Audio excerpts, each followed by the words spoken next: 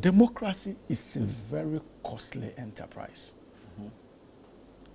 And we have gone through a lot to secure this democracy of ours since 92.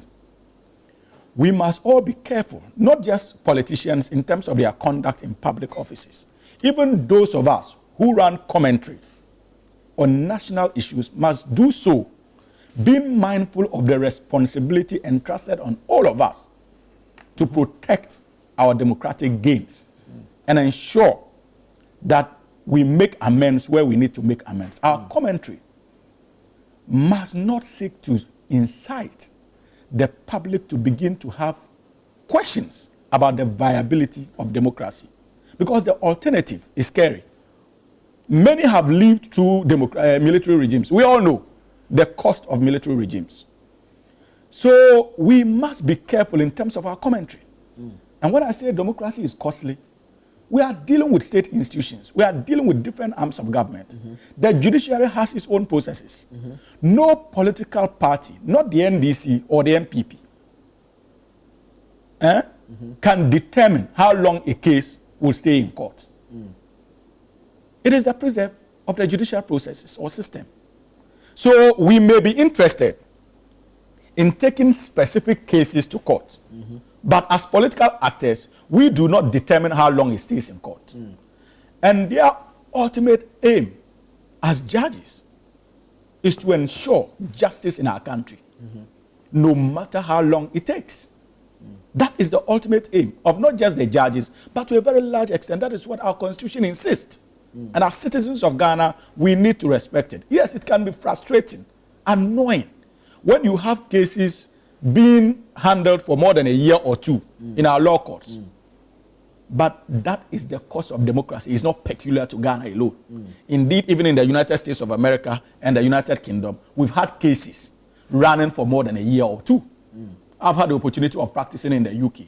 I can tell you that indeed I was handed a brief that was 2 years old. And they had not yet found closure to it. So it's not peculiar to the Ghanaian system. Let us respect that. And our commentary must be very cautious about the implications. We must be very cautious in our commentary about the implications of some of these things. Because you see, we are educated and we are exposed. And if care is not taken, there are so many people who are out there genuinely frustrated, would begin to conclude that there seems to be some measure of agreement between the political parties. And so the only way to get out of it is to overthrow the system.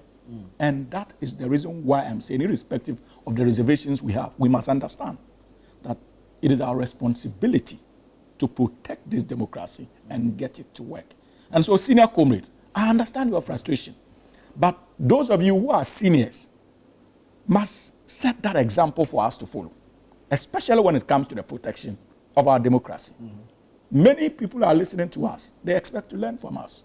Others will learn from. We must make sure that we don't send the wrong signals.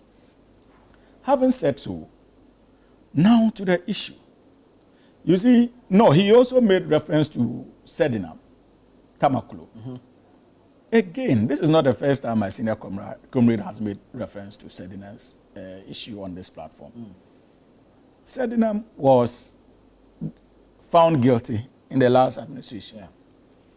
The NPP did everything within its power to secure her. They were unable. The processes are still ongoing. The NDC has come into office. The processes are still ongoing to get her, to get into the system. But don't proceed on the assumption that the NDC as a political party or President Mahama and his government knows where she is. No one knows. And the processes are ongoing. If there's anybody who was interested in her incarceration, it would have been the New Patriotic Party. They could have done everything under the sun to get her. But just as we've been getting updates on these cases, shouldn't we be getting updates? Exactly. So it is legitimate for him to demand updates.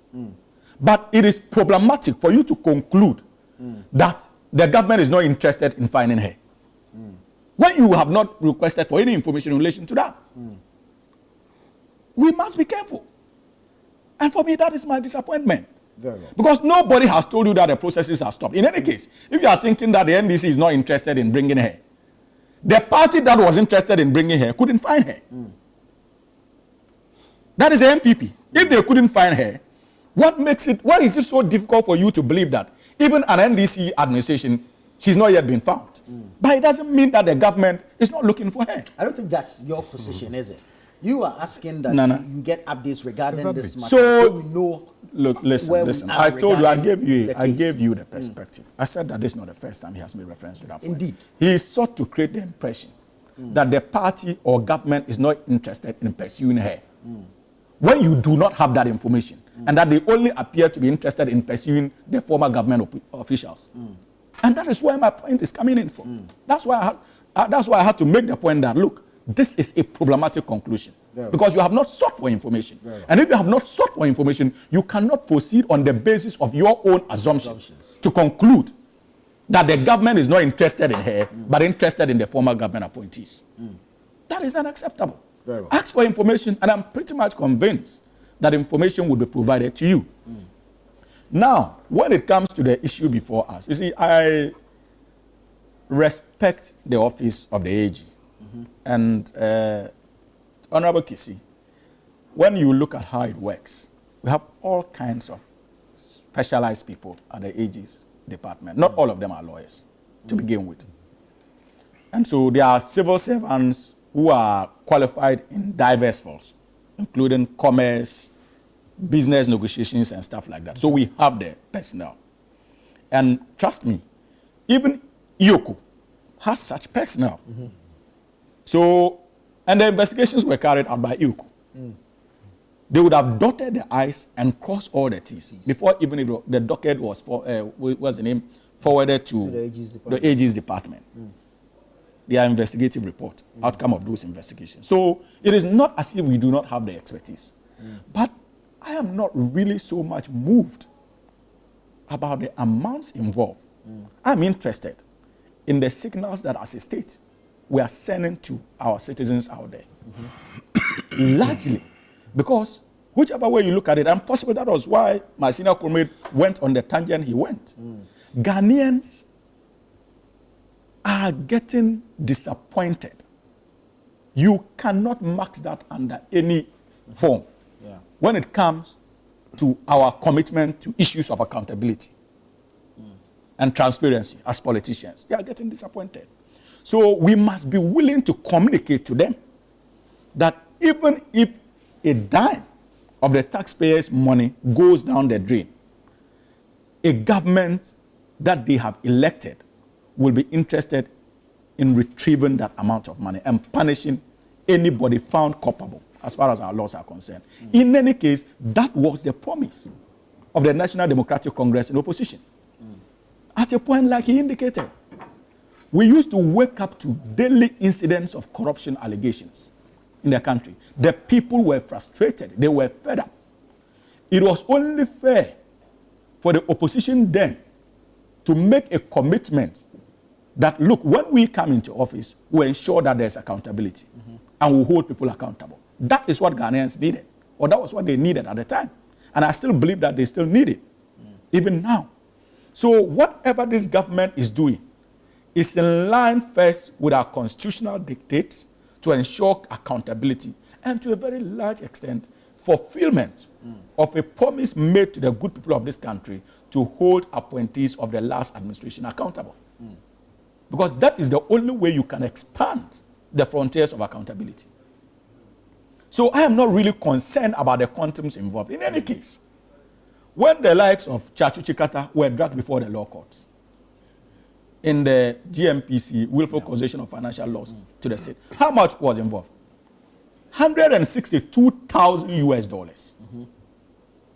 Not $200,000 US. Nana, not 300, not 500, not 1 million, not 2 million. It was 162 or so thousand US loss to the state. That's what we're made to understand. Nanado, then as Attorney General, pursued the matter under the direction of His Excellency President John Ajokum Kufuor. Even at a time that the crime was said to have been committed, there was no such law as willful causation of financial loss to the state. But we found ways, interesting ways, questionable ways of incarcerating the likes of Chachu Chikata. Today, we are talking about $2 million. Yeah. That is no mean amount of money. In any case, the last NCA scandal that they dealt with as a government, that led to the incarceration of the likes of Teve and Bafo-Boni. How much was involved? It was $3 million financial loss to the state that they were accused of and convicted. $3 million. 3 people. Because there were 3 different people. So today, if you have 2 people being tried for willful causation of financial loss to the states to the amount of $2 million, I don't think that it is out of place. The principle for me is very important. And the principle here has to do with accountability. Our citizens must begin to appreciate that if you are entrusted with a public responsibility and you conduct yourself in ways that leads to loss to the state, the state must have a mechanism in place to ensure that you are held accountable. And if need be, punitive measures meted out to you for such behavior. And so we must not downplay the significance of such investigations in any case. These are gentlemen who would have access to our law courts. These are the allegations or accusations of the Attorney General on behalf of the state.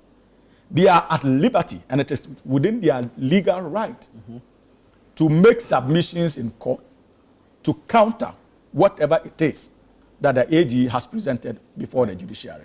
If we have confidence in our judicial process, I don't think that we should be worried. They would have an opportunity to debate or argue with whatever has been presented in our law courts.